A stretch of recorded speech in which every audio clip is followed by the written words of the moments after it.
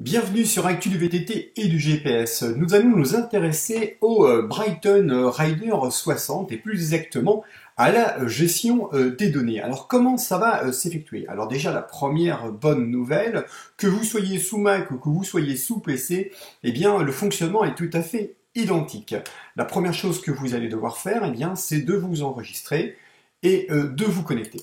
Alors pour le cas présent, on se connecte tout simplement. Dès lors que vous avez branché votre GPS à votre ordinateur, il va être détectable par le site internet. Si jamais la détection ne se fait pas, il vous suffira tout simplement de cliquer sur télécharger des fichiers.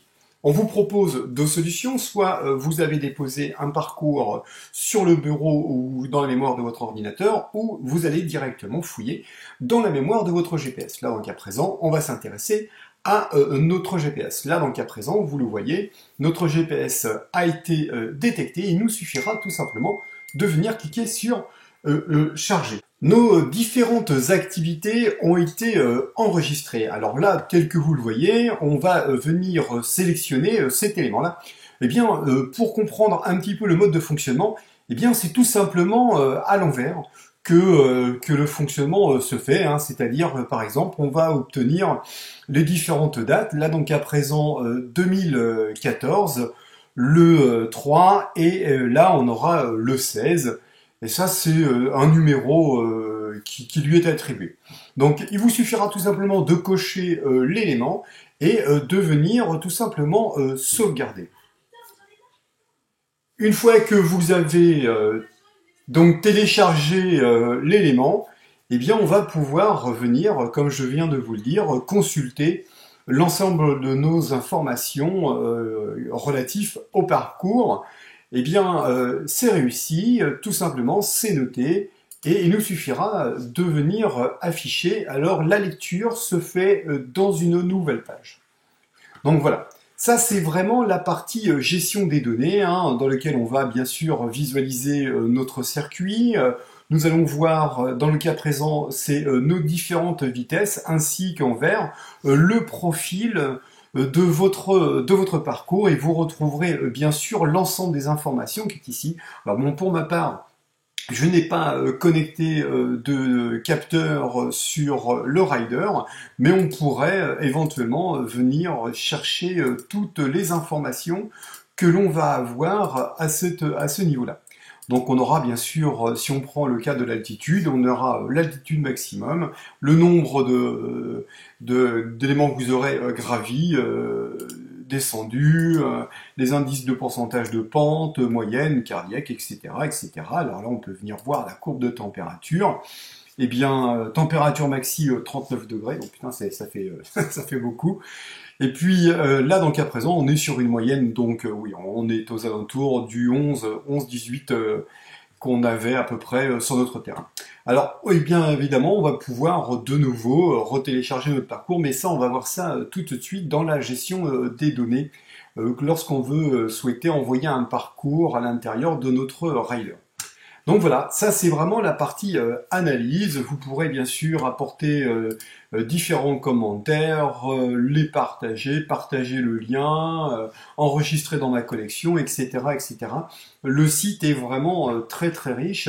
On va pouvoir bien sûr exporter notre parcours, donc le déposer sur notre bureau. Donc pour ça, on nous propose un ensemble d'éléments qui vont être du GPX, qui est vraiment le format le plus utilisé actuellement sur l'ensemble des plateformes. Et puis le TCX pour tous ceux qui utiliseraient encore des sites, ou des éléments comme Training Center par exemple.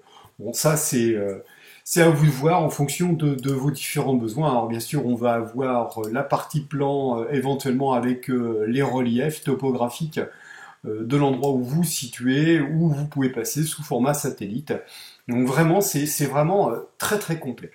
Alors, on va aller voir comment effectuer, là dans le cas présent, l'envoi d'un parcours à l'intérieur de notre rider. Donc là, on va aller dans nos données. Dans nos données, eh bien, tout simplement, on va venir cliquer sur l'élément qui est ici, où on va pouvoir récupérer du GPX et bien sûr du KLM ou du KMZ. Hein. Alors ça, ce sont des parties qui ont été fabriquées avec Google, par exemple, ou du BDX, qui est l'utilisation du rider au niveau du fichier. Donc pour ceci, il vous suffit tout simplement de venir cliquer sur la partie fichier, puis on va aller chercher notre parcours. Là, donc à présent, moi, je prends du GPX. Alors soyez pas étonnés hein, de ce genre d'écriture. Et il vous suffira de cliquer sur l'ouverture, donc de soumettre maintenant, et le parcours va se trouver téléchargé. Voilà, le parcours a été téléchargé avec succès. On voit qu'il va venir s'ajouter ici. Alors, le numéro que vous voyez là, c'est vraiment l'information que vous allez retrouver à l'intérieur de votre rider. Donc, il vous suffit tout simplement de venir le cocher. Donc, on voit le parcours et de cliquer sur Nouveau. Je clique sur Nouveau, mon parcours vient s'afficher ici. J'ai plus qu'à télécharger, tout simplement. Donc, on aura la préparation du téléchargement, qui est tout simplement la transformation de votre GPX en BDX. Et puis, on va l'envoyer à l'intérieur de votre GPS. Donc, le téléchargement des données, etc., etc.